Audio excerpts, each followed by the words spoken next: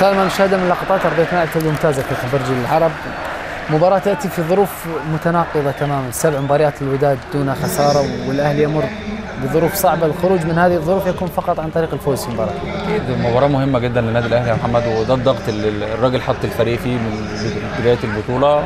اللعيبة مطالبة النهارده بالفوز ضروري، وأنا مش هعول على المدرب، أنا هعول على اللعيبة النهارده.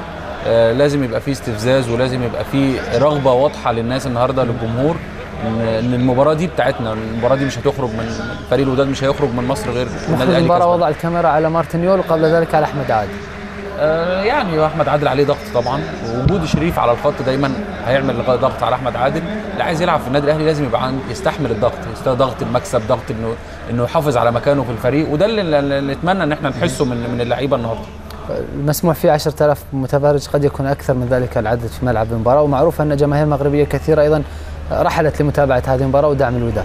اكيد جماهير مجنونه، جماهير الحمراء، يعني فريق الوداد دائما معاه اينما حل وارتحل. اظن ان جماهير كبيره حلت هناك، اضافه الى الجاليه المغربيه. هناك بعض الجماهير التي اتت من شمال امريكا، كذلك من كندا وغيرها، اتت لمشاهده المباراه. مش هيبان الملعب كله احمر، فمش هيبان. هذا لان الجماليه ان فريقين الاثنين كل واحد فيهم يلبس احمر.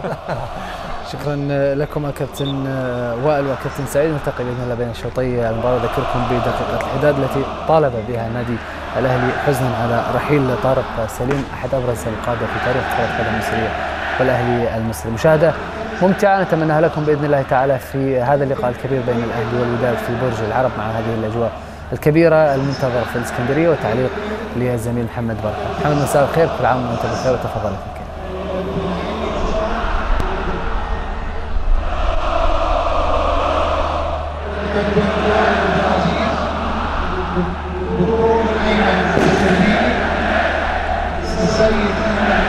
مساء النور محمد سعدون الكوري، وكل عام والجميع بخير.